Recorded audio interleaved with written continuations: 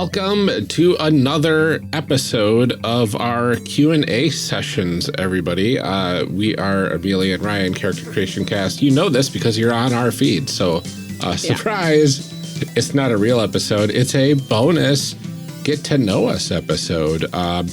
We had one last week, I believe, is going to be the cadence for this. Mm-hmm. And the last Monday of the month, which should be this one. So you got two bonus episodes during weeks when we normally would have taken off in celebration. You lucky ducks. Exactly. In celebration of Series 50 series under our belts from the very beginning over 4 years ago, which is just bizarre to say, but like, thank you for being with us. For those who have started with us way back then, thank you for everybody that's joining us. We hope that the first Q&A session was at least entertaining. Yeah, if not informative. Yeah. So I have to say, like, we have a really nice mix of questions from people. Like, we do. We have some like really thoughtful, deep role-playing kind of questions, and then we definitely have some that are just like fun to answer. So, absolutely. So I like it. I'm looking forward to seeing what we did. We randomized all the questions. We had 52 questions in total. No, 56 questions in total. Mm-hmm. We randomized every single one of them. So now we're just going through one by one to kind of see what our answers are going to be, and I'm excited to dive right in. So. Yeah, we're gonna get to all of them eventually. So if you didn't hear yours last time and you don't hear it this time, please know we're doing our best. Y'all asked a lot of questions. Yeah, so. And it turns out from the pacing last time, we didn't get through as many as we thought we were going to. So this is probably going to be at least a 3-parter. So yep. But with all that out of the way, we're gonna go ahead and dive right in so that we can answer as many as possible. Absolutely, I believe that I am evens, your odds, right? So it looks like you're starting. I feel like it was the other way around, but you know what? Sure, go for it. You want me to start? Yeah, you're up. Okay. So this one also does not have a name on it. What is the most complicated system you've created characters in? It's an interesting question. Because like I have two guesses. Okay, so there is Sentinel. Are not Sentinels, Marvel superheroes. Yeah. I got mixed up because we converted our Marvel superheroes characters to Sentinels characters. Sentinels, yeah. And played a game with them. And of course, Riffs is way up there. Yeah. But those are my obvious answers that are probably not the real answer. Because like both of them are like, you could just roll on all these random tables and get your character.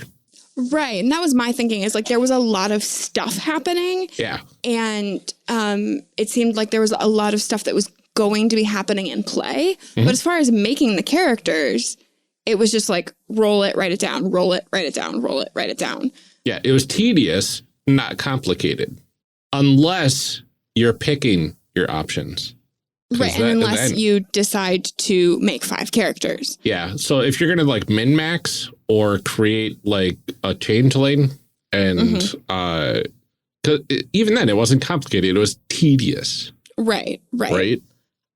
So my two answers to this, my two non-Riffs, non-Marvel answers are, number 1, Shadowrun. Oh, yeah. Shadowrun. That's got to be number 1 for me, probably. Yeah, so Shadowrun, I think, just has a lot going on. It's been a while since we did that one, and it's been a while since I've done it for like a personal game. Yeah. But I do remember that both times we had either people using a program or I used a program or something, because it is really complicated. There's just a lot going on. And even with the program, it was complicated. Yes. That series, we created characters in pairs. We did. Because it would have been too much for all of us to have our own character. Yeah. Well, and I know that I was having technical difficulties. We were in the middle of a lightning storm. Oh, yeah, that's right. And I also was like sitting in my bed to record because I'd thrown out my back. Gosh, so I remember that. yeah, I was like only like 50-50 there. Yep. So I remember like you can tell that I am a lot more responsive in the discussion portion because we recorded it later and I was feeling better. Yep. But I like couldn't hear half of what was happening in the actual character creation, which made it even worse. Maybe seemed it even more complicated because of that. The other one I would say potentially is Lancer. Lancer. Oh, interesting. We also used a program for that one Yeah. because CompCon makes things a million times easier. Yeah. I think it's, again, just a matter of the number of options and number of things to keep track of. It's not really that, like, mentally, it's a lot to kind of figure out. It's just that there are so many moving parts. Right, exactly. So I don't think in either of them it's that the process is not understandable. It's just a lot to try and figure out. Yeah, I don't think I had as many problems with Lancer. I mean, yeah, there was a lot of selections and stuff like that, but I kind of felt it was fairly straightforward. It was still complicated. My thing is that we used the program for it, though. Yeah. Like, even when we record, which is not something that we usually do. Right. We usually don't use any kind of character creation software or anything. Right. But this is one that was like very officially. It's like officially part of the Lancer experience, right?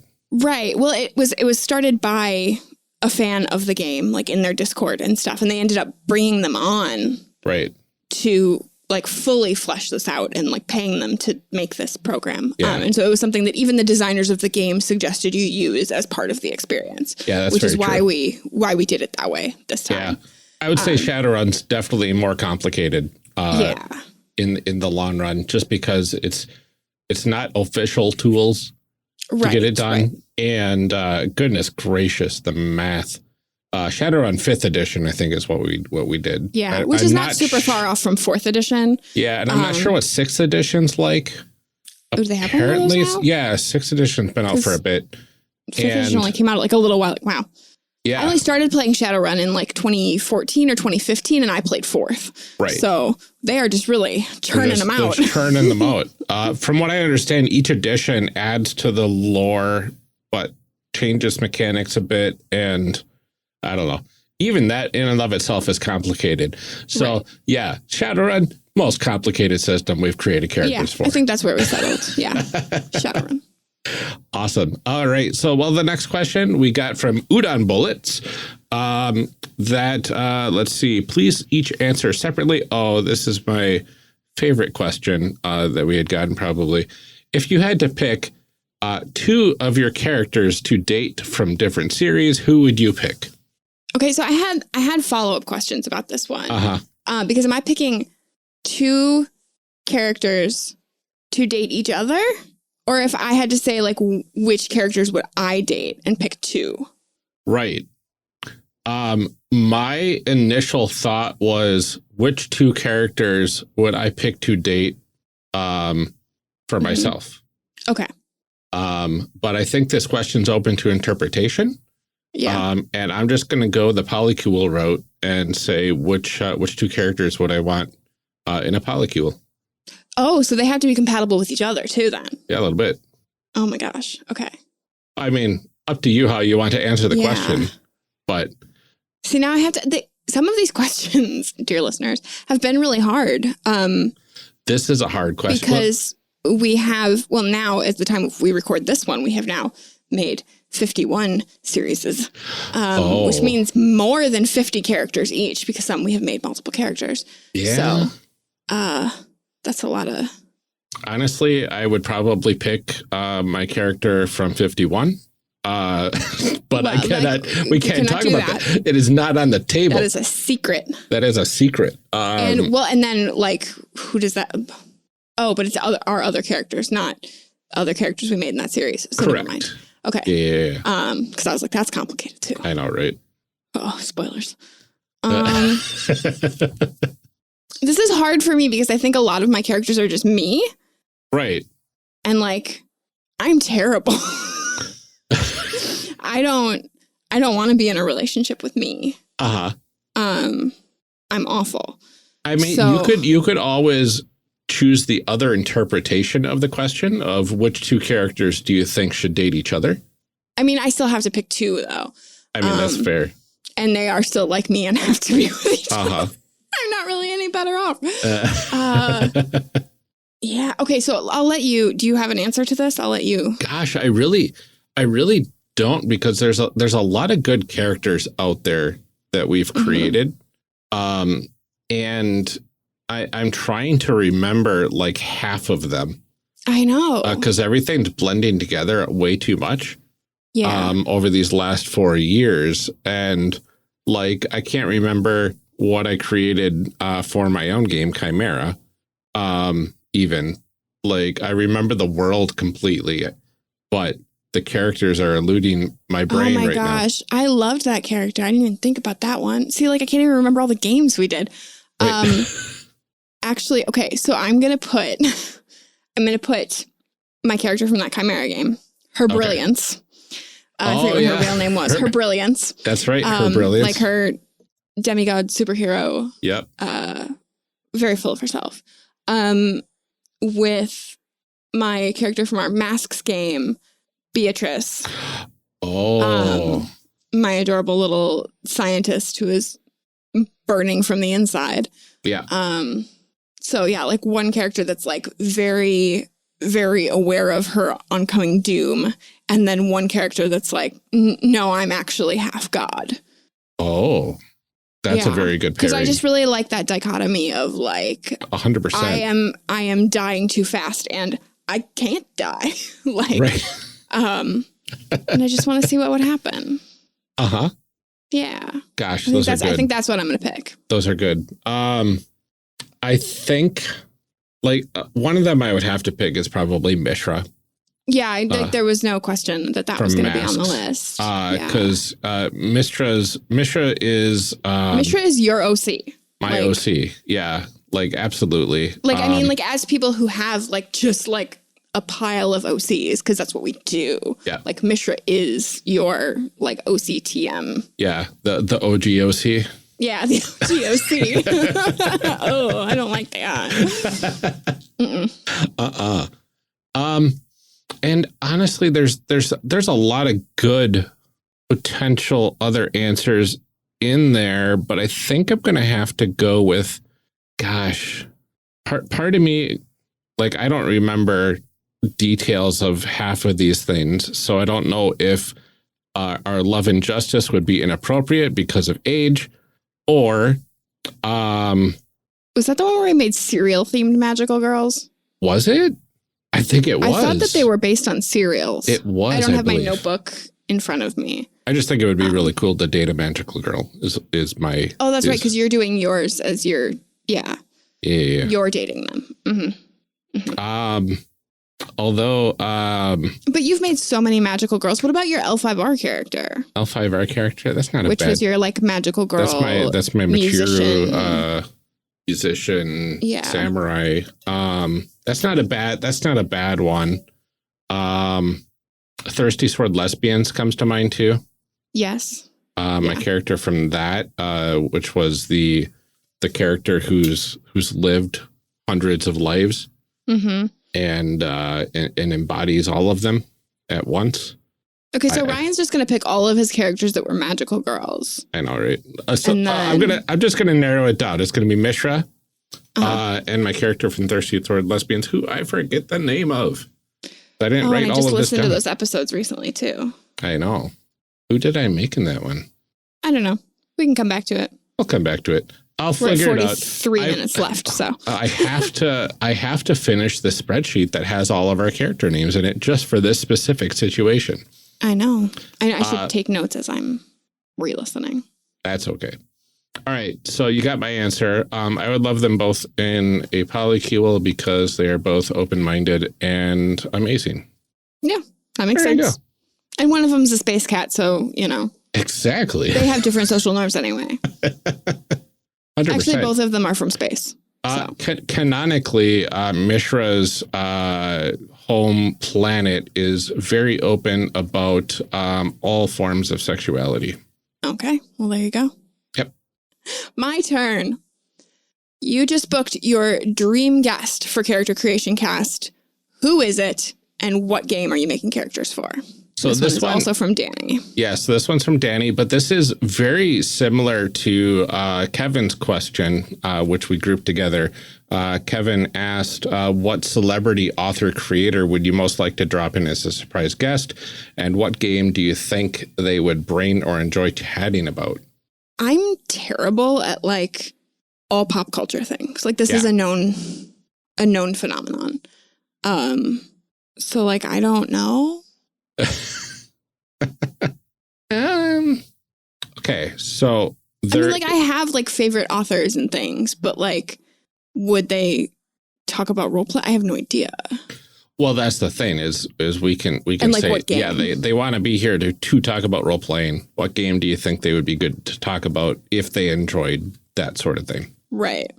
So, yeah, I mean, for me, it's ever since I heard that Henry Cavill, if we were ever going to cover Warhammer 40K, from what I understand, Henry Cavill is a major enthusiast of those games. There's also a Witcher RPG, and he is also like a really big Witcher fan, which is why he wanted to play Witcher. Yeah, so I mean, and like you can way. tell, like in his acting in that show, that he's just like having the best time. Like he does not care what anybody else thinks about this show. He's like having a great time. So if he wants to come on and discuss Warhammer or the Witcher RPG, call us Henry Cavill. Absolutely, make some characters with us because my goodness, I think that would be really fun. And it'd be really great to just nerd out with him about that sort of stuff. And And I would think from his perspective, nerding out as fans of RPGs and, not like, oh, it's Henry Cavill. Right, like, oh my gosh, you're so good looking. Like, I mean, that stuff is all true. But like, I mean, like, not, you're right. Like, yeah. I mean, it's like not really my type, but like, I get it. You know, I get it. I get why it's for other people, you know? It's fine. So I can tell him that when he comes on our show. Dear Henry Cavill, I get why other people are into you. Yep. Yeah, no, I think that would be fun to have somebody who's like really, because I think there are a lot of times where you're like, okay, I'm really into this author and like their work is sort of in this genre of this game. And like, maybe they can come do that, but like, I love the idea of somebody who's just like a really big fan of a game. Oh, 100%. And like also famous, but like, we don't care about that part of it. We want to talk to you about Warhammer. Like Henry, I've seen some of your work. I'm familiar with you, but let's talk Warhammer. Yeah. Something like an interview show where he doesn't have to talk about being a celebrity, any of work stuff. Right. Yeah. Yeah. People don't ask me on shows to talk about like paperwork. Right? Exactly. So like, let's just talk about what you want to talk about. I bet he'd love that. I think that would be fun. I would love that if I were or Henry's in that agent position. Or Henry's people. Yeah. Henry's people, call us because we don't have people. Yep. So now that took up 2 lines. So now we're off on our every other. So do you want me to ask one again? Yeah, because I asked the question that Kevin asked. So that's true. Okay. So I think we're technically good. Yep. Yeah. Okay. What is the hardest part of editing for each of you? This one is also from Kevin. So, if the question is like, what is hardest about editing each of our voices? Mine is the fact that I tend to take long pauses between saying things because I'm doing it now I'm like super self-conscious about the fact that I'm doing it as I answer this question. Because of my ADHD, I have a tendency to think faster than the words can get to my mouth. So I have to like slow down, stop. It's like I have to wait for the words to like travel down the train track and like get from the brain to the mouth. So I have taken to long pauses rather than restarting a sentence or stuttering or something. So it's really annoying to me when I edit myself because I want to cut that out and like make me sound like I knew what I was saying from the beginning. I also am born in 1988 and grew up in the 90s. So I say like a lot and I can hear it and it makes me nuts. That's funny. If we're talking about the hardest part of like doing the editing, also ADHD related, it's so boring. It's just tedious. And like, there's no quick workarounds or like, it just, it takes forever. And like, there's no immediate satisfaction factor in it of like seeing, you know, numbers go up or things go down. Or like, there's no, you know, serotonin, like no dopamine hit for me when I'm doing it. So it's like very much a slog. Like I have to get through this. Oh yeah. Plus and you I just use don't Audacity. care about it the way that you do. Right. And you use Audacity, which as far as I know, it still doesn't let you edit as it's played. So like every little thing you have to get rid of, you have to pause, highlight, delete, replay, blah, blah, blah. And I don't know if I could edit it like while it's playing. Like, yeah, it takes a little getting used to. But yeah, that feels like very like assembly line. Like I'm just imagining like I Love Lucy where the like thing is going too fast and I'm like stuffing things into my shirt and like in my mouth and, you know, trying to. It's funny because when I edit, I look ahead to see all the little ticks and blips and other little things and mouth noises that I can get rid of before it reaches my play marker. Oh, so you're like playing a little game with yourself. Yeah. Okay. Yeah, it's really fun. And so the hardest thing, the hardest part of editing for me, finding the time to edit is pretty hard. Staying focused. I've especially lately, I've had a lot of issues remaining on task. Right. If I can get in the zone, I can pump out 2 hours of raw audio in an hour and a half. Wow. If I'm in the zone. Right. But goodness gracious, that zone doesn't come often enough. Yeah. So, well, hopefully it'll be easier from here too, because hopefully we're really working, dear listeners, on staying on task. Yeah. And like cutting out the amount of chit chat and like non-related content when we record, because our recordings our episodes are getting long, but our recording sessions are really long, and I can't sit still for that long. Yeah. So hopefully that'll get easier as we go forward too, and kind of there'll be like less for you to mess with. I think the hardest thing for me actually editing is sometimes when the audio is all cleaned up, there's still some like background hiss at the end of everybody's sentences. So like they'll be talking and then they'll stop talking and you'll hear just a very faint bit of background noise.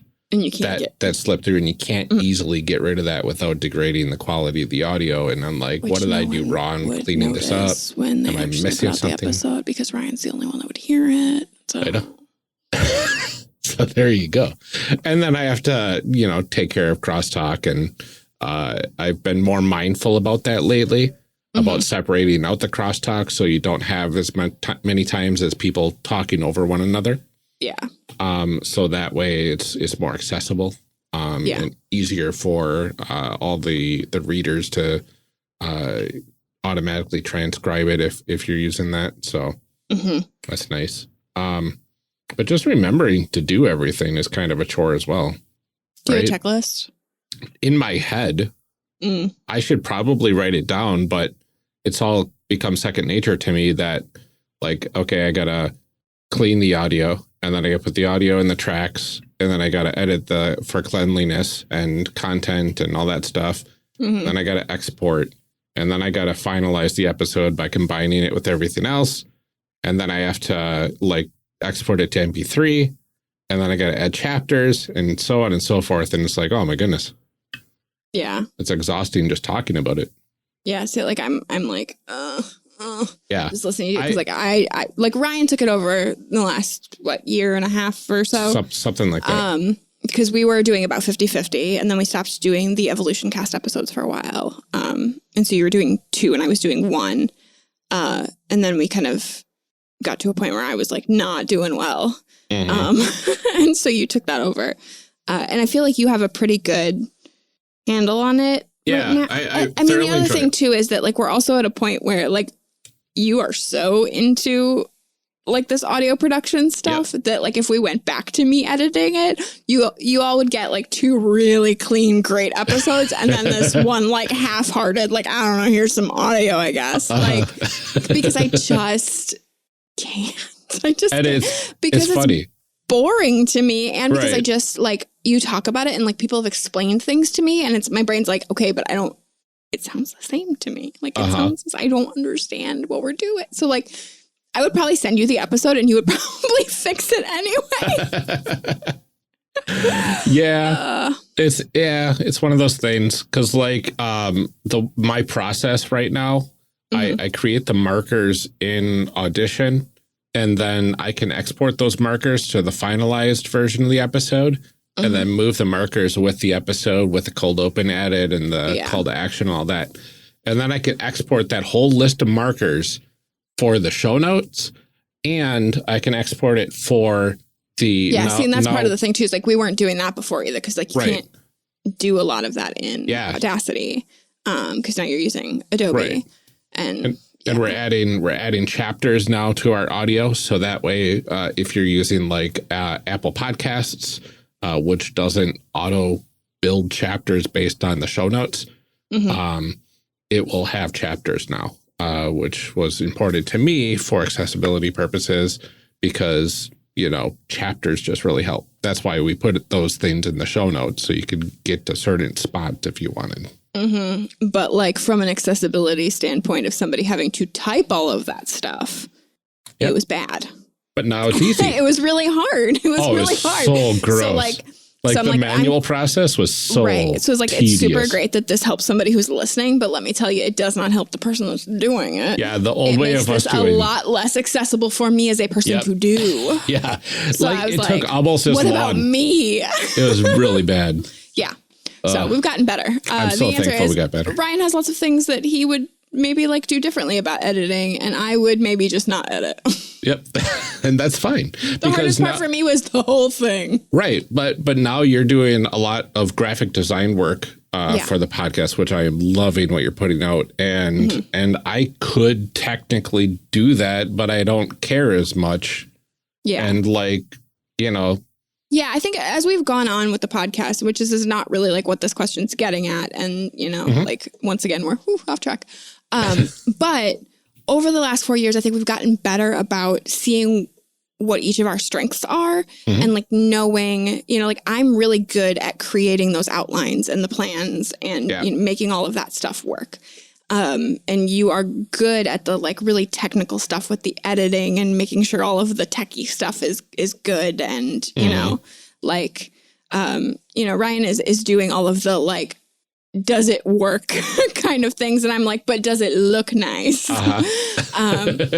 And, you know, I early on, I think I was trying to do more of the, you know, like the logistics kind of stuff too, of like, you know, finding people and reaching out to people. And I feel like I'm kind of in and out on that about like whether I'm good about that, because it depends on like where I am health wise. Right. But yeah, over time, we've definitely developed a much better workflow between us, and one I think that we're both happier with. Oh yeah, absolutely. Which is what's important and what makes doing this sustainable too. Because I think if you're not enjoying doing it, like it is a hobby, and so if we're not having fun, we're gonna stop doing it. Absolutely. So yeah, we're getting better.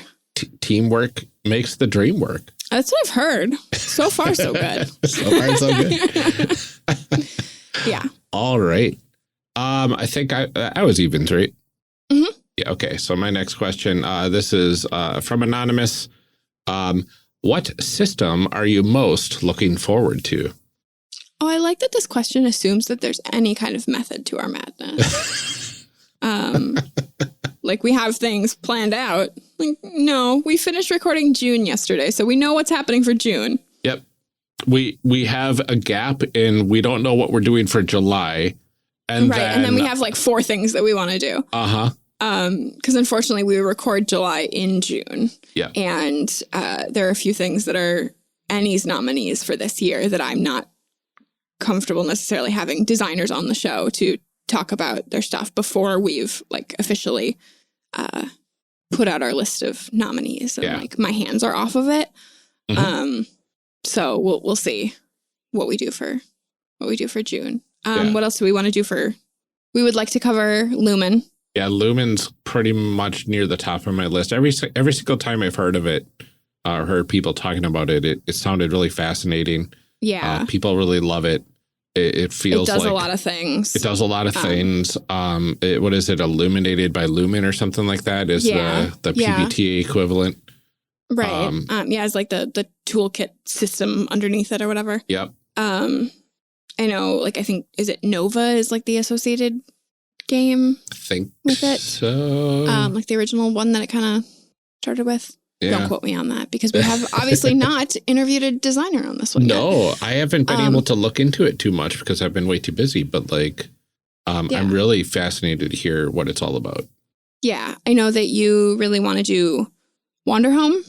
Oh yeah. Wanderhome's definitely on the top of the list too. Which is, is one that I hear like everybody loves and talks about.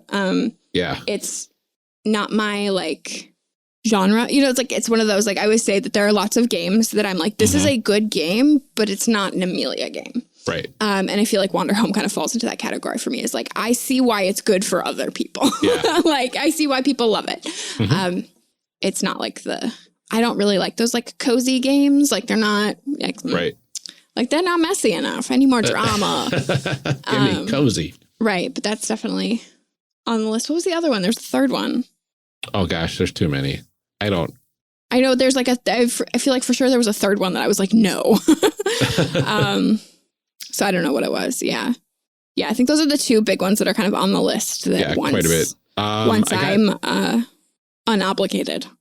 Yeah. I got a copy. I backed the Coyote and Crow Kickstarter and got the book. Oh, yeah, that's also on the Ennies list. So we can talk about that one also after July. Yeah, that one looks really good. And that book is huge. It's huge and the art is lovely. My goodness. Yeah. And I was very impressed by the book and very impressed by the campaign. And I want to see what that game's all about as well. And definitely on one of my short lists. So goodness. I have too many that I want to. Yeah. So the answer to like, what game are we looking forward to is like, I don't know. Did you make a game? We're probably looking forward to it. Whoever asked this question. If you would have asked me before I heard about Alchemistresses coming next week, I wouldn't have said Alchemistresses, but my goodness. Stop spoiling it, Ryan. You just got to listen, people. Okay. Yeah. So listen to next month's series and you'll hear Ryan like the happiest he's ever been. As I typed out in that tweet, I was like, yes, he was there for the birth of his children, but this might be better. I'm not going to answer that question or respond to that in an affirmative or a negative. I feel pretty comfortable saying that like I was around for the birth of my children and like there are lots of things in life that made me happier, but maybe that's because I was the one giving birth. And like that is not necessarily like a super like fun, repeatable experience. You're not like, oh, that sounds like a cool thing I'd love to do again. And yet for some reason I did. So well, right. It's because once they're in there, they have to come out somehow. It's very true.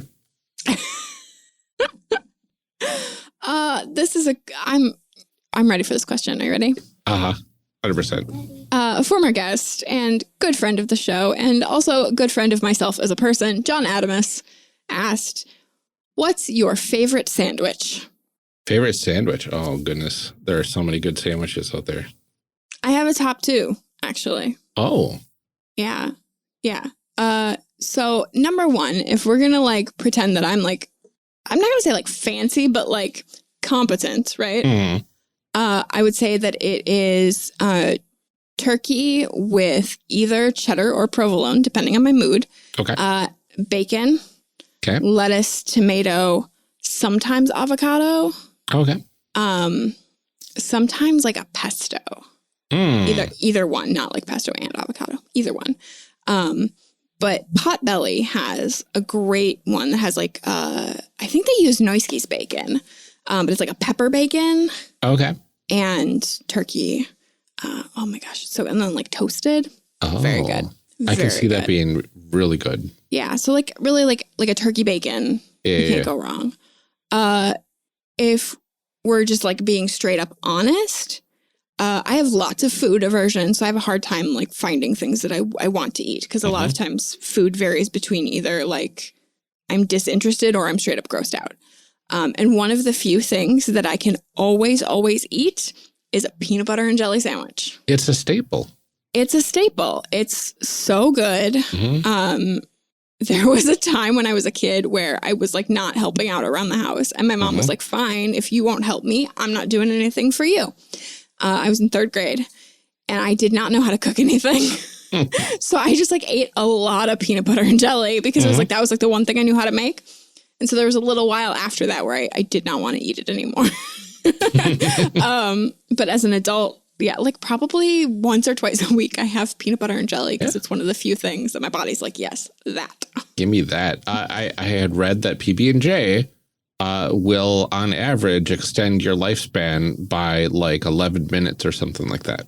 Oh my gosh. So all of the peanut butter and jelly that I've had over the course of my life, honestly, probably now cancels out the 10 years that I lose for being left-handed. Yeah. Yeah. Yeah. So you're on your way. Right. So like now I'm back to the average human lifespan. I know, right? Okay. So I love a good PB&J as well. So for homemade sandwiches, because my answer would probably be different for sandwiches that I get. I was about to say abroad, out of the abroad, being out of your house. Yeah. It's 2022, y'all. Like abroad, woo, the big wide world. Yeah, exactly. So a sandwich I would make at home would be it would be the bread, of course, would probably be like a soft white or a soft wheat sort of bread. Like nothing like chunky nothing in super it. Like crunchy. Nothing like super whole grain or anything like that, right? Okay. With the seeds in it, as my kids say. Yeah, Anything I don't that's too like much the grain. They're like, why does this bread. bread have seeds in it? I don't like the seedy bread. It's too much. Yeah. And then I would put some cheese on both sides and okay, then, whoa. Cheese on this both is sides. Wisconsin. Some cheese. It depends on what I have, but I would probably prefer like either a mild or a medium cheddar. Okay. If I'm feeling, cheese, like, I know that it's because I change it up every time, right? Well, that's like I could fair. put provolone on there. I could put some Havarti on there. I could, if I'm getting desperate, American cheese. Oh, never. Right. If I'm desperate. And then on the inner portions, you have probably some turkey, some deli turkey. But you don't put that on right away. Okay. First, you put the bread buttered on the outsides into a pan to melt the cheese. I love that you're making all of these hand motions to like display this. And like, it does help me. That's good. But I'm like watching you and you're like, okay, the bread. And I'm like, so then you got the bread toasting in the pan. And then in the open portion of the pan, you put the turkey. Oh, and then you fry up the turkey a little bit so it gets nice and warm and you get a little bit of that buttery grease going in there. Yeah. Then you put the turkey on either side of the melted cheese once the turkey's done. Okay. And then you put bacon in the middle. Okay, so you've made a turkey bacon grilled cheese. Yeah. That's good. It's fantastic. That's good. I love, my family does like fancy grilled cheese night, which is basically like it's like an omelet station, but for grilled cheese. Yeah. And so like we get a bunch of different cheeses and like fillings and stuff like that. And so I love a good like bacon, pesto, and pepper jack. It's really good. The multi-cheese grilled cheeses are fantastic. Yeah.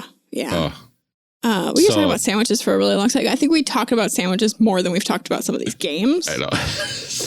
But I also haven't eaten lunch or dinner today. Seriously. So, thanks, John, for making us hungry. Yeah. Wait, John.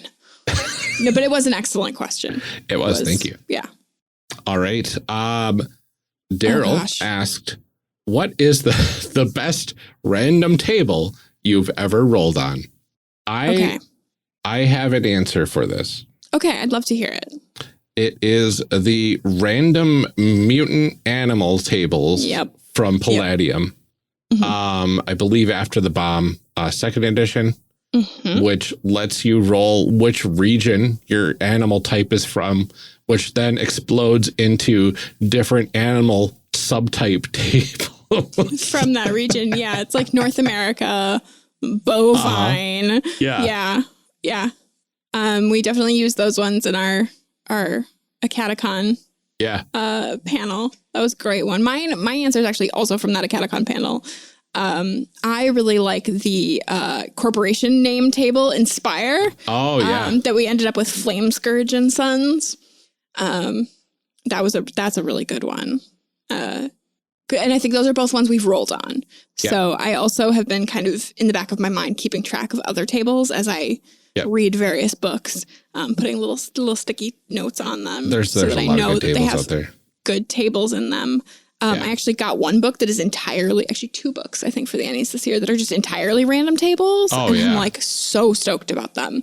Yeah. So, love a good random table. But the After the Bomb one is it's fun because it's so specific. Mm-hmm. But like it's depth and breadth. Like it's, all of the regions and then all of these groups of animals and then the subtypes within the groups and what kind of cow are you? But that was just one way to roll on the tables. What kind of cow? Because there was two top end tables that one was which region of animal are you? And then one was like some other type of like classification of animal groupings. And then each of those exploded out into their own subtables. It was wild. Wheels within wheels. Seriously. Yeah. Yeah. There's so many good. I love random tables so much. Yeah. So this was, we got two questions asking about our favorite random tables. So one was from Daryl, one was from Anonymous. But goodness, there's a lot of random tables out there and we love them. They're great. So I think it's your question again. It is. This one is from my former best friend, Jude. You know what you did. It's this question. Palladium TMNT when? I think we already answered this question. When? We did. He asked already before, what is the best system to make Ninja Turtles in? That's fair. Yeah, I mean, I do think that if we cover a Ninja Turtle game, we'll have to have Jude on as a guest. It'll sound a lot like Dylan sounded in this last series. But people seem to be into that, so. I know, it's fine. We have the kind of listeners that are like, yeah, I'd love to hear your soul die. People, that's just what being a fan of the show is all about. That's right. You know, like you're a real, when you want to hear the host just we like to hear the host suffer for their craft.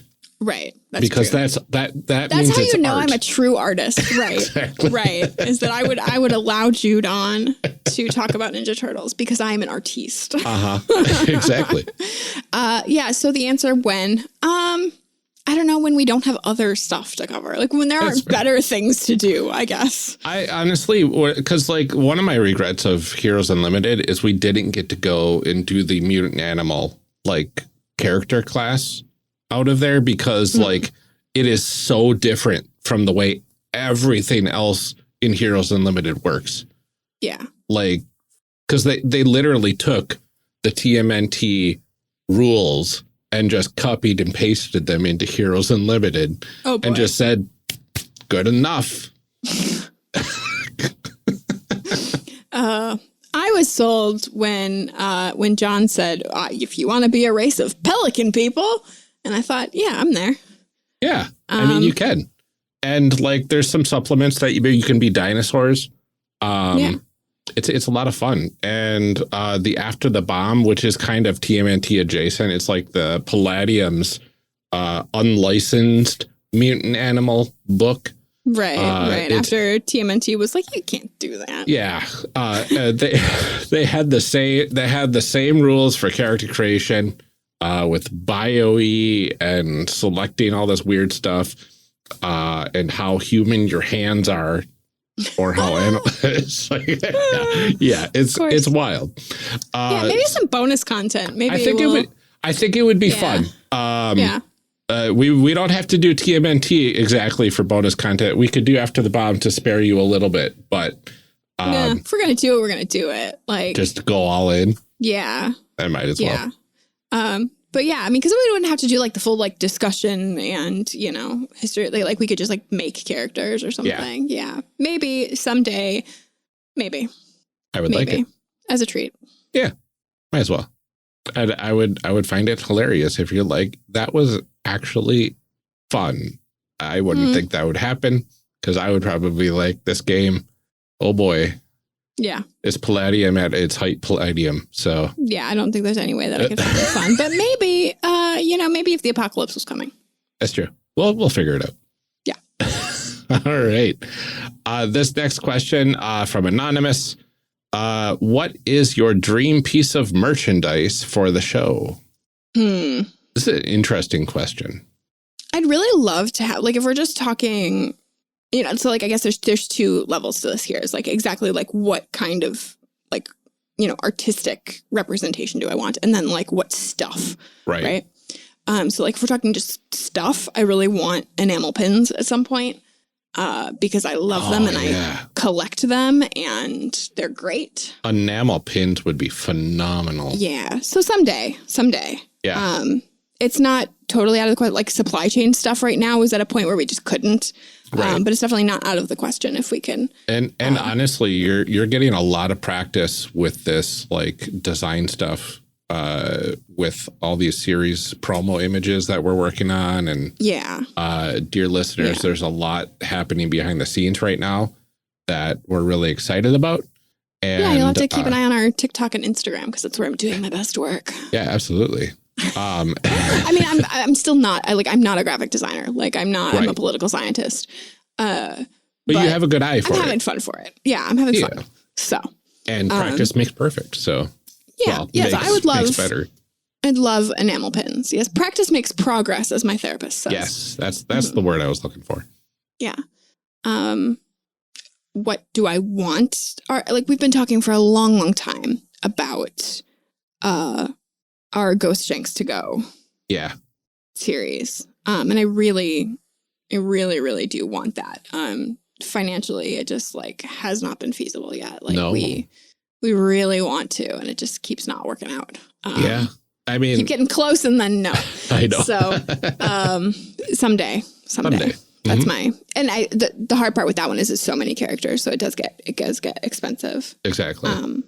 Depending on who does it and are they asking a fair rate? So really the answer is it's expensive because we would pay a fair rate. Absolutely. So. and then some.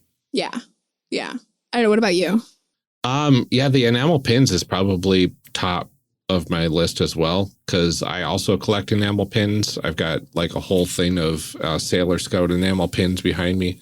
Yeah, you've got your board behind you. My board's actually like right up here out of the shot. But and it's just fantastic to have all of those. And like I love the little chibi details that you can get in all of them. And like I think that would be really fun to have an enamel pin for our show, if not like a bunch of them.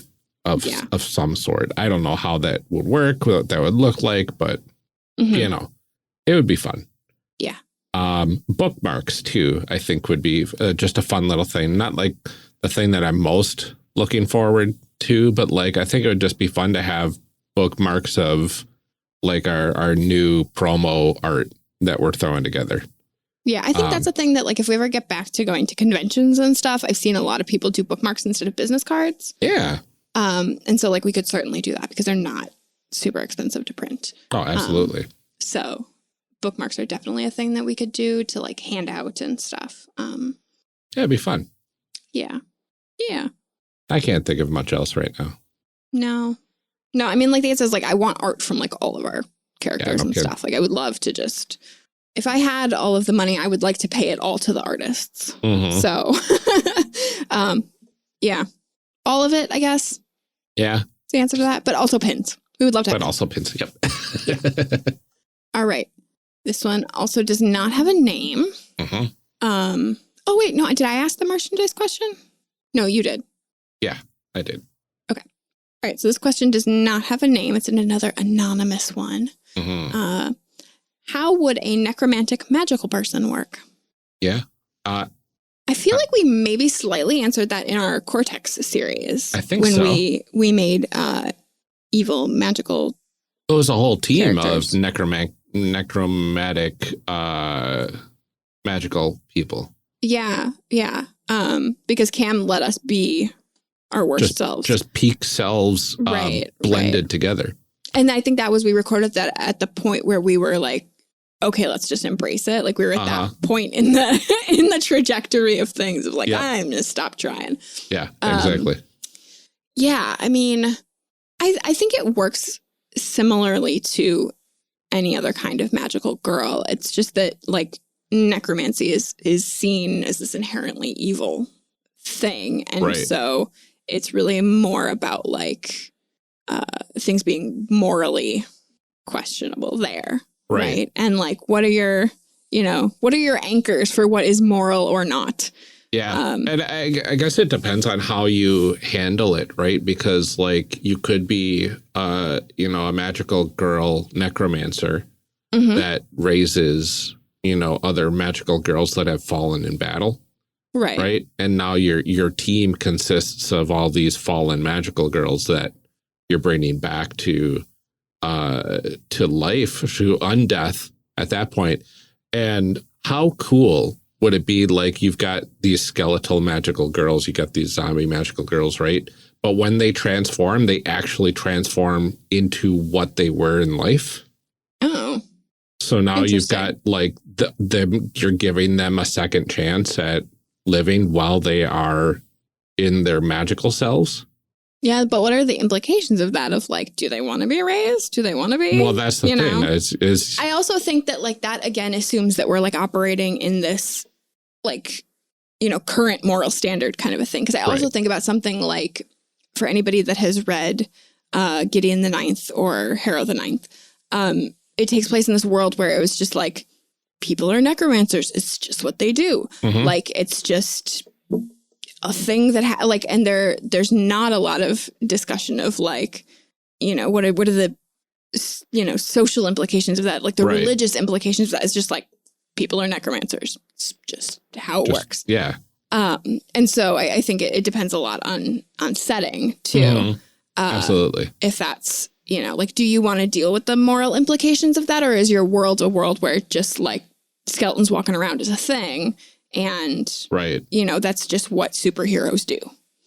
That's the kind of magic that we have, But yeah. And like my ideal scenario in this case would be like, you've got multiple generations, like thousands of years of, magical girl, quote unquote, saviors, trying to stop this big evil, but them all failing until one time there's only one magical girl in the mix, and they're a necromancer, and she's a necromancer, and she brings them all back, the thousands that have perished for the final battle. And now you've got this like 3,000 magical girl army against the big bad on the moon or something.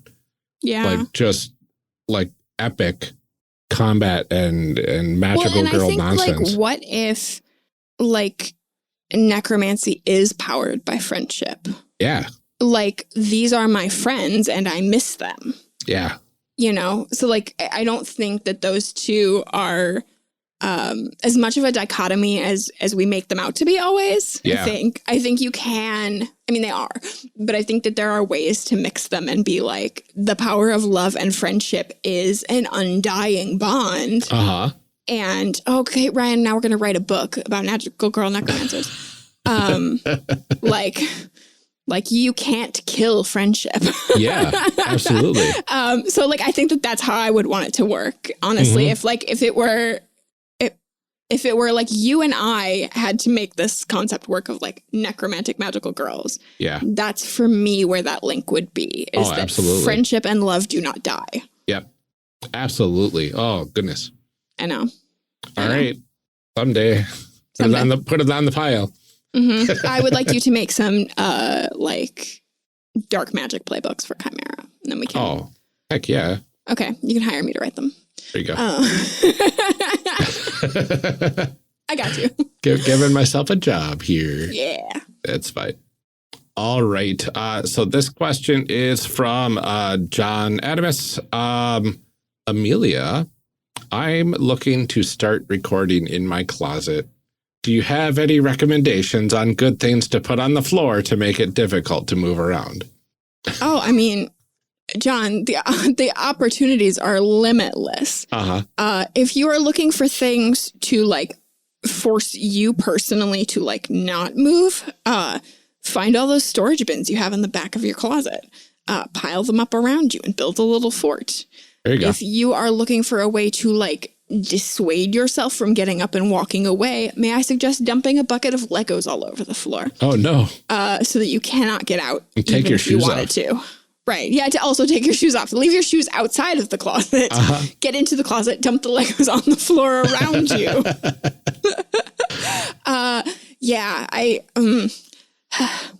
Honestly, like Ryan will tell you just from like an audio standpoint that like the tighter the space, you know, the better it's gonna sound. Like I sounded way better in my closet full of dress ups than I do in my big room. Because of the dress ups. Right. Not because I was like in a closet, but because the dress ups were like hanging up around me. So like, you know, There's it in a closet. Nothing to bounce off of. Right. Do it in a closet that actually has clothes in it. And then sit on the floor in there in a small space. And yeah, like honestly, if you can stack up storage bins around you and then like put blankets over them or something, like you probably have like as a real answer to this question, a pretty good recording area. Absolutely. Yeah. Yeah, and if it weren't for the fact that I like finally have a real computer set up and everything, I would be doing that because I did like recording in a closet and I have a nice big closet here that I could have stuff hanging up, but I don't want to like wield my monitors and everything in there, you know? No. So, yeah, but also get some like cushions or something to sit on because your butt hurts after a while. You need to be cushy. Comfortable. Yeah, make sure that there's enough room to like move your legs around so that they don't fall asleep. Yeah. Don't like block yourself in too much. No. Yeah. And then keep those Legos a little distance away. Just enough to cover up the entrance. Yeah. All right. Your question. I just read the question. Oh, that's right. It's my question. I answered it. You read it. Okay. This one is from Kevin. Whose podcast music did you enjoy listening to when mixing it together with yours for an episode? I'm actually going to have you do this one, Ryan, because you usually did our music mixing. And then because I edited the second 2 episodes of the series, you usually sent it to me, whatever you'd used already. Absolutely. Yeah. So I think I've only been the one to do this. I think for some of our evolution casts, you might have done done some here and there, but a lot of times you're also really good at finding, because usually we use 3 clips. And so finding the other ones and stuff too. So it's mostly you. I'll let you answer this one. So now I've refined it down to 2 clips and then our music, right? Yeah. It's always 2 different clips. When I said 3, I was like including ours. Yeah. So then it used to be like 3 or 4 or something ridiculous. Oh, that's too much. And we whittle it down. Because like so many things with our show, they were too much and we're trying too much. We're trying, we refine and fix where we can. If the guests on the show have a podcast with music that we're able to use, I'll use a couple second clip from that. And then something else thematic based on what the episode was about, the game, whatever inspires me, right? So if it's Dungeons and Dragons, I literally looked for Dungeons and Dragons on like filmmusic.io. Which has a lot of like Creative Commons music on there with attribution, which is why we always attribute the artists that we use from there. Yeah. Our network also has a Soundstripe account that we're able to use that if we wanted to, we could grab music from there, but it's a little harder to find stuff on there as well. But whose podcast music did I enjoy listening to when mixing it together? Gosh, I really enjoyed System Masteries. I was gonna say that's the one that stands out for me. Like there's this just like it's just a fun and like upbeat. And I don't know if it's because I've listened to their show so much that I'm like I know it when I hear it. Like, right. But yeah. It's probably the most. It's probably because we've had them on the most, right? So I've used it multiple times. Yeah. But it is fun to listen to. It's peppy. It kind of goes along with ours because like it's that bit tune sort of like feel to it, and we've got kind of that going on as well for our theme song. So it kind of makes sense. I will be really embarrassed if we get to a podcast that has the same theme song as us. Yeah, because ours is just a Creative Commons. Song so too. Somebody else could be using it, and like if that happens, I don't know, because there's 2 versions of the song. We're using the remixed version. The Hero remix, and somebody else could be using just Hero, and wow, that would be weird. It would be. I'd be curious who, if anybody is using Hero. Well, I think then we're obligated to do a crossover episode. Yeah, almost. If they use the same music, I think that's how it works. I think that's how that works. Yeah. Absolutely. Okay. Oh, this next question. Okay. It doesn't have a name. Again, I'm only getting ones without names, I think. What game do you wish you hadn't done so you could do it again for the first time? Oh. At first, I was like, which game do you wish you hadn't done? And I was like, well, I don't. All right. It's really like kind of a rude question, but so you could do it again for the first time. For the first time. Gosh. I kind of, okay, I might have an answer to this. Okay. I kind of want to say Masks, not because I didn't absolutely love our Masks series. Yes. But because we were teeny baby podcasters. And we kind of got our redo this last month with D&D. Yeah. But that wasn't one that I like particularly wanted to redo. I wanted to do it because it's one of those like quintessential. You can't be an RPG podcast and not do D&D at some point. But like Masks, it was the first time I'd ever touched a PBTA game too. Yeah. So like I didn't know what I was doing. I didn't, like I love the character that I made, and I'm proud of what came out of it, considering the fact that I like did not know what I was doing as a podcaster or a PBTA player. But yeah, I'd love the chance to try again. Yeah, absolutely. Masks was my like immediate answer as well, because I mean I love the group that we made, and I don't think I'd pick different guests. Yeah, it felt I'd just do it again. Right. It felt like one of those lightning in a bottle like sessions, right? Yeah. It's and listening back on it, it's still, because I listened to it a couple weeks ago. Yeah. To make the playlist, and like it sounds really good. You can tell that I'm kind of like not following along as easily as all of you are, because you were like, yes, Protean City is my favorite podcast, and I know who all of you are, and I'm excited you're here, and I love PBTA. And I was like, what's a playbook? So like I'm kind of like listening to myself. I'm just like, oh buddy. But like we're not like lacking the charisma the way we are in those first episodes. I think we are doing a lot better, but I definitely would love the chance to try again. Yeah. My more pressing or immediate answer probably would be, okay. It's so hard because like if we didn't do Headspace the way we did it, Dirge wouldn't exist. Right. And like Star-Crossed, I would love to do that again for the first time, just because that would bring me so much joy. But like, goodness, everything we created and everything we talked about in that series was just phenomenal. It would be a shame for that to just disappear from. Yeah, I feel like those ones like really impacted the way that we do everything else on the show. And I think Masks, like, not to say that it didn't have that impact. And again, it was our first PBTA one for sure. Yeah. But it's just the one that I wish I had been. If I knew then what I knew now, yeah. Yeah. It has to be one of those older games, I think it feels right? like that feels like the perfect answer for me is Masks. Yeah. Masks, Star Wars, Headspace, simply because knowing what I know now, if I was able to do that one again and just go full into the like mixed gray area nonsense that Headspace is supposed to be about. Yeah. I would do that, and I would make 100% different I almost character. think though that like if we did it again, you would be better for having done it that first time though. Yes. Because yeah, like what it looked like when you didn't do that. I mean, it still came out great, but yeah. Absolutely. Yeah. So there you go. Answers. Yep. Oh boy. On the opposite end. What game do you wish did not exist? This is tough. Dungeons and Dragons first. No, I'm just kidding. I mean, no. Right. Like, it's really hard not to say that because that's why I said it extremely sarcastically.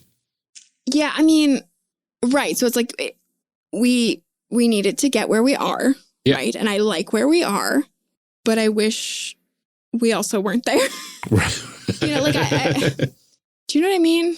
Yeah, I mean, there's some lessons from those games. This is like the way that I feel about, you know, like all of the struggles in my life is like, I like who I am now. Yeah. And I'm glad I'm here, and I wouldn't be here without all of the rough, bad stuff that I went through. Yeah. But also I'd like to not have that bad stuff. Yeah, absolutely. So, I mean, I feel like not even about Dungeons and Dragons, but about games in general. I think that like anything is there are missteps and you learn from them. Mm-hmm. I mean, because this is excluding games that are just like explicitly like harmful, right? Because I don't feel like engaging with that right now. This is supposed to be a fun thing, and I'm not going to like go on a rant about games that are particularly harmful. Mm-hmm. We can just go ahead and assume that that's like the general like actual answer is like, if that game hurts people, I want it to not exist. Exactly. But like from a fun answer standpoint, I would be interested to see what the landscape would look like without D&D being this big behemoth that it is. Uh-huh. I think that's my answer. Yeah. No, that's... Not even so much not existing, just I would like it to not be as big. It's like if it was all a level playing field, right? Right. Would be nice. Right. Yeah, I mean, that's kind of my answer as well. I mean, the problem with this is like, you know, almost every single game is somebody's Palladium or L5R 4th edition. Right. Right. Like Marvel superheroes. There's so many people that said, wow, Marvel superheroes. I still play that game. It was my first game. I love that game. And we're like, don't listen to our episode then because we did not like it. It's not that we didn't like it. It was for its time, you know, but for now, it was very we try to do that with everything that we cover, even when we are not system masters. So as a general rule, we don't like pick things that we're like, those are ridiculous, you know. We try to showcase stuff that we think is good. Yeah. But even when we do some of those older ones, we do try and say like, okay, obviously like this is not a perfect system, but I see what came out of it. Mm-hmm. And exactly. I think that it's really hard to say that there's not some of that with a lot of games. Right. And there's probably some games out there that were just like money grabs that were like, hey, I've got this IP, let's make an RPG, and they half-hearted it.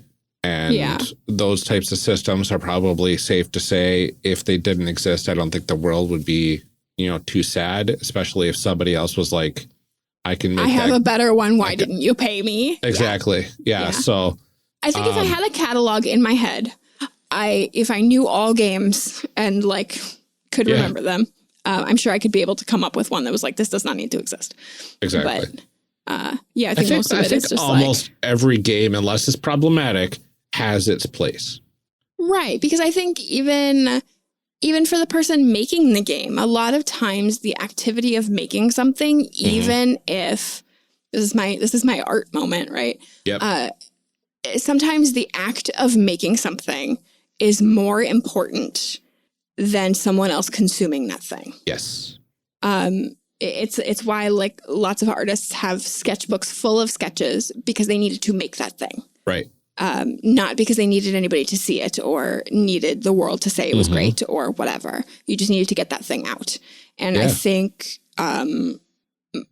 making games is the same as drawing those sketches or painting or writing or whatever, that it isn't always for someone else. Yeah.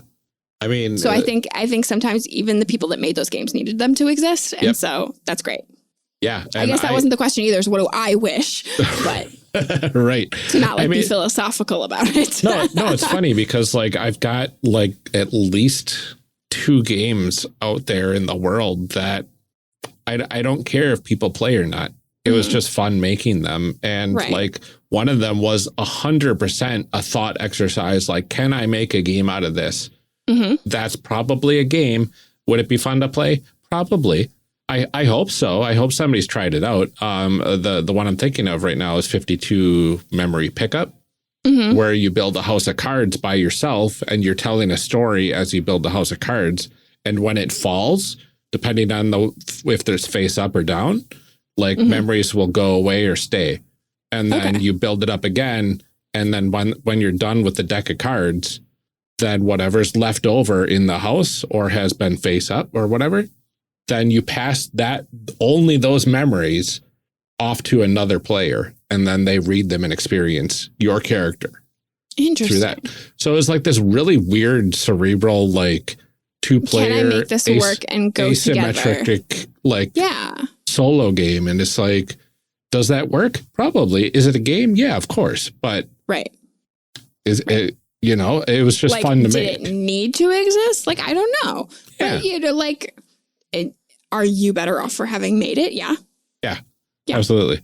I thought it was fun and I enjoyed it. But, you know, if nobody else enjoys it, I'm not losing sleep over it. Right. What is your least favorite genre to create characters in and why? I'm going to come in with a hot take. Okay. Quote unquote, traditional fantasy. I don't like it. I don't like it. That's interesting. I do not care for it. Okay. When I play Arium, which is one of my favorite games, there is a section in there where you spend time defining not only your like lines and veils and X's and stuff, but specifically ask like things you're just not feeling, right? Stuff you just like don't really want to do. And I'm like, I don't want to do traditional like European fantasy, and I don't like woodland creatures. Right. Those are my like. I just don't like them. There you go. So so my answer is it's probably shocking. Mech games. You don't like mech games? I love mech games. Don't get me wrong. Okay. But the character creation in mech games, the character you create is a pilot for the interesting thing. So the you spend creation making the mech, which is not the fun part. Well, the mech is the fun part. And usually it's like you select a frame and you select weapons and you select a loadout and you select looks. And that's fun in play and everything like that. But the pilot's usually like, I'm a normal person and maybe I'm the tactician, maybe I'm, you know, whatever. But so like you think what we emphasize in character creation is not the same as what's fun to play. Correct. Is that what you're saying? I think so. Okay. Because I'm like trying to get a grasp on like which part you like, because I don't really like mecha as a genre. So I'm like, why are we covering these games? Right. So I don't dislike it at all. Yeah. So don't get me wrong. I have loved everything that we've covered. But it's less interesting than a lot of other genres because the character is not the character to the genre is the mech. And it feels weird making that pilot because the pilot's just the squishy thing inside the mech. I see. So would it be better to you if character creation really took into account making both? Because I feel like when I play, like those stories like with the pilot are going to be important too. I feel like to me, like the pilot is also like an important part of the genre. And like the mech is like not interested. It's like, okay, like I don't care about cars either. Right. You know, like that's where my brain goes. Yep. The pilot has to be probably the more important than the mech to make it interesting. And it also has to like oddly enough, the mech genre, it has to be focused on the mech stuff, right? Mech combat or mech encounters and stuff like that, right? Yeah. But like if the game was more pilot based or maybe 50-50, I don't know. I'm getting like a Night Witches sort of feel to it, right? Maybe I'm not like, I don't know much about that game. Yeah. I think that the difference too is like when we think about like mechs, we're like, ooh, cool mechs and mech combat in the shows and all that kind of stuff. Yes. Which to me, like you're gamifying as tactical combat, but that's not what those shows are about. Yep. Right. So it's almost like and maybe that's my problem with this is that we are gamifying the wrong part of that genre. Right.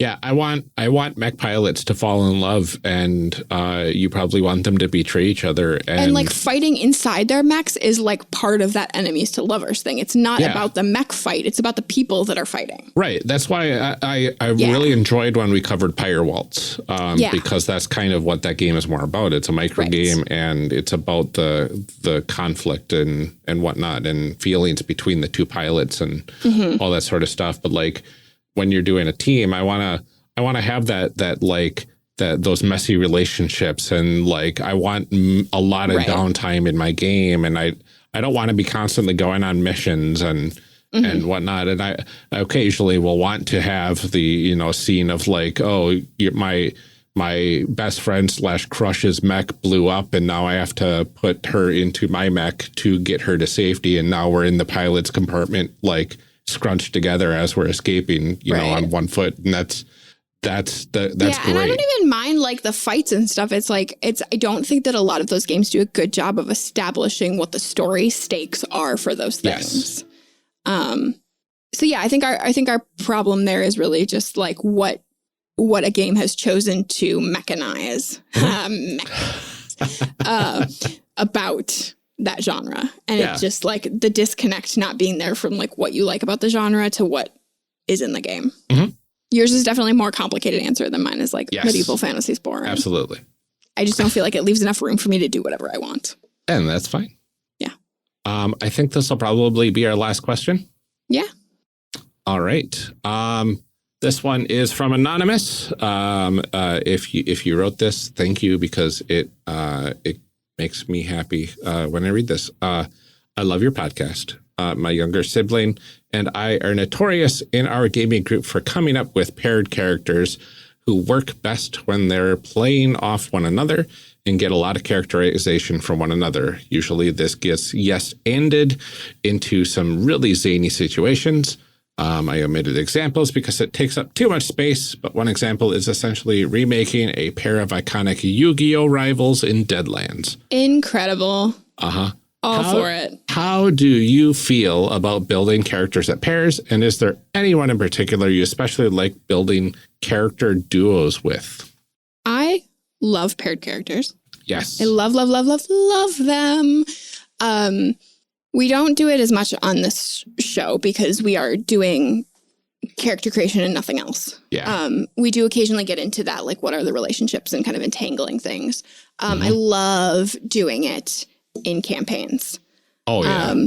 And I think a few of my last games that like actually lasted a while did have some paired characters. I notoriously, when we were still making Shadow of the Cabal, was fake married, real married, fake married, whatever, to my friend Ryan. And ours, because the way L5R works as a setting is a lot of times there are arranged marriages. Yep. And the way the characters worked in that one is that we were married and we were friends and we were fine, but we were also both queer and like living this like little polycule life essentially that like my girlfriend and his boyfriend also lived with us and we knew about that and we were fine and we were just like socially married. And it was great. It was really fun to play out. And I like would love to pick up those characters at some point and play that out because it was a really fun dynamic. It was awesome. Absolutely. And yeah, I've done married with people a couple times. And I know that one's like a little harder for people. You have to have the right group. I play a lot of games with my friend Jude. And we tend to kind of pair up our characters partly because we sit down together usually to make them and like bounce ideas off of each other. And so they're usually related in some way. Yeah. I like it because I just think it gives you a lot more hooks and it really avoids that you all meet in a tavern situation. Yeah. It's a very quick way out of that. Absolutely. I love paired characters because it's like the ultimate like step to relationship building. Like it's like saying, and we don't have just a relationship, we are intricately connected. Yeah. And that's such a fun experience. I've only, as far as I can recall, aside from anything we might have done on the podcast, I've only had the experience once. And it was by accident during character creation. So, and this is currently ongoing. I'm playing in a Symbaroum campaign. Oh, yeah. And one of the other characters is a changeling, and I'm playing a barbarian, and the Symbaroum setting is very complicated. There's a lot of like, you know, political nonsense between barbarians and the Andrians, I think they're called, and there's like elves lots of and like changelings warring and factions and yeah, but like, you know, typical like fantasy style changelings are, you know, quote unquote frowned upon and all that sort of stuff because they're tricky. They're not to be trusted because they could look like anybody, blah, blah, blah. Right. My character is totally oblivious to a lot of things and is like, you know, basically me, only like in this like, why can't everyone just be friends? Exactly. So like and then this other character is a changeling who has been mistreated their whole life and is very shy and retreats within themselves all the time. And we linked our characters together. We both, independently of one another, picked nightmares as our burden. Oh, and I love when links happen that way too. Like when you don't set out to make characters that are like in a relationship, but it's like, oh, your thing goes with my thing. Yeah. So we both have nightmares, and we both decided they were shared nightmares. Oh. Like we both have the exact same nightmare, and it always ends at the very end where we see the shadowy outline of the other person, but we don't know who that other person is. And we're like reaching out to grab each other's hands, and then the nightmare ends. Oh, that's interesting. So that's even like a totally different kind of link than what I'm talking about is like a social relationship link. Yeah. But it's like you have linked stories, but your characters don't know. Yes, this is like a so future like the players have linked up, but the characters aren't necessarily yet. So like they like cool. When they first met each other, it was an instant trust between the two.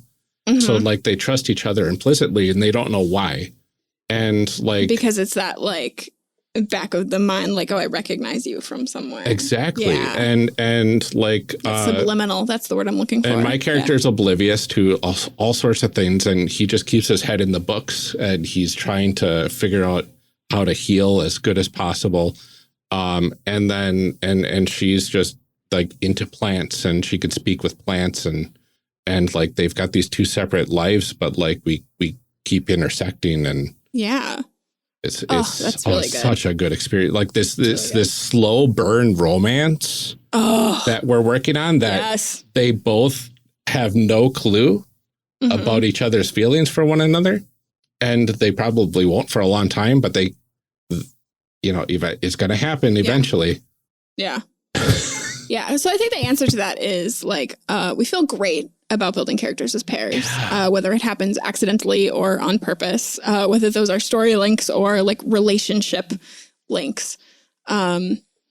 Is there anyone in particular? Yeah, like I said, for me, it's probably Jude. He's one of the people that I've played the most games with at this point, and he is my best friend. We kind of just tend to be sort of like on the same page with what we want in a game, which I think works really well.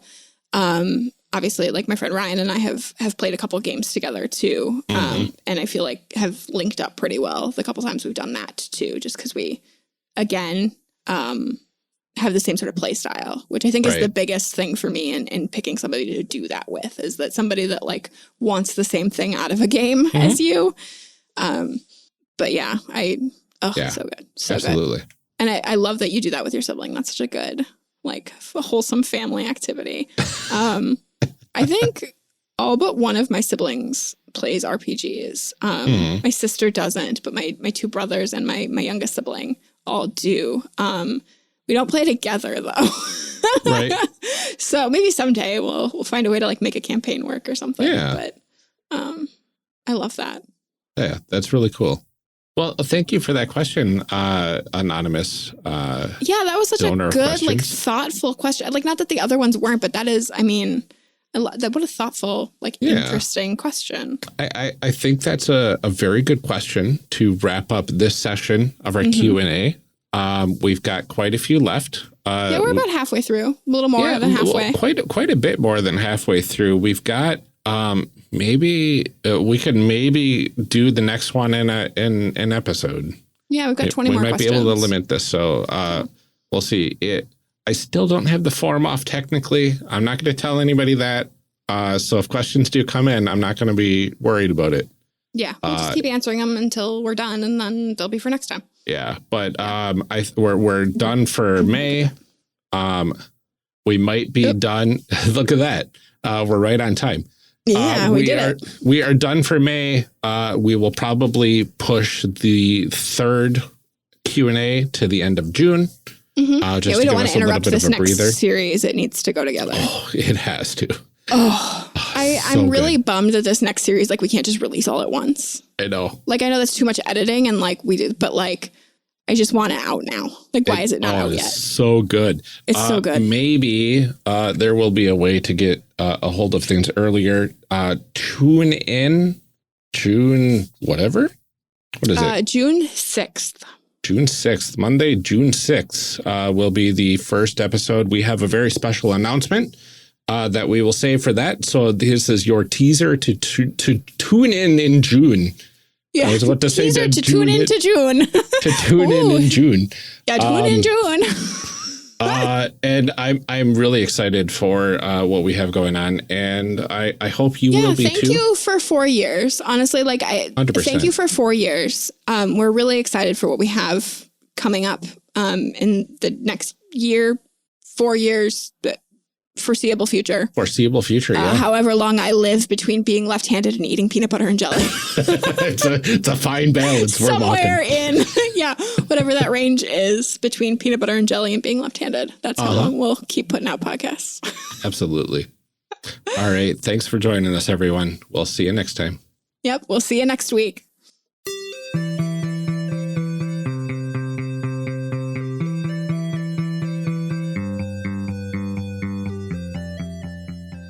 Character Creation Cast is a production of the One Shot Podcast Network and can be found online at www.charactercreationcast.com. Head to the website to get more information on our hosts, this show, and even our press kit. Character Creation Cast can also be found on Twitter at CreationCast or on our Discord server at discord.charactercreationcast.com. I'm one of your hosts, Ryan Bolter, and I can be found on Twitter at Lord Neptune or online at lordneptune.com. Our other host, Amelia Antrim, can be found on Twitter at Ginger Reckoning. Music for this episode is used with a Creative Commons license or with permission from the podcast they originated from. Further information can be found within the show notes. Our main theme music is Hero Remix by Steve Combs and is used with a Creative Commons license. This podcast is owned by us under Creative Commons. This episode was edited by Ryan Bolter. Further information for the game systems used and today's guests can be found in the show notes. If you'd like to leave us a rating or review, we have links to various review platforms out there, including Apple Podcasts, in our show notes. Also, check the show notes for links to our other projects. Thanks for joining us, and remember, we find that the best part of any role-playing game is character creation. So go out there and create some amazing people. We will see you next time.